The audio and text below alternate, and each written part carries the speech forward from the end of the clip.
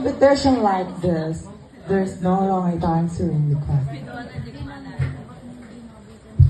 Maayo pag-api sa inyo at tanan, or should I say, a glorious evening, my dear ladies and gentlemen, especially to the honor panel of judges.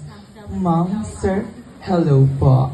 By the way, my name is Kevin Fernara. I'm a fresh, virgin, innocent student from Eduardo Hoston Memorial High School. Yes, I'm proudly representing Barangay Bertase, Province of Nueva Ecija, Municipality of Quezon. And but tonight, this is a pageant. Please do allow me to stand by the name.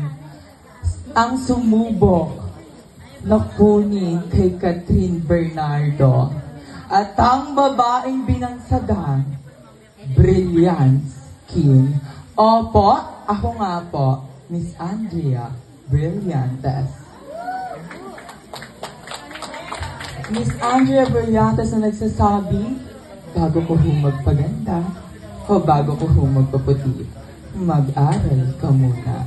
Dahil kapag nakapag-aral ka, tiyak, matutulungan mo na ang pamilya mo, matutulungan mo pa ang sarili mo, mapatutunayan mo pa na maganda ka na talaga. And again, I am candidate number 5 saying, I am not a Barbie.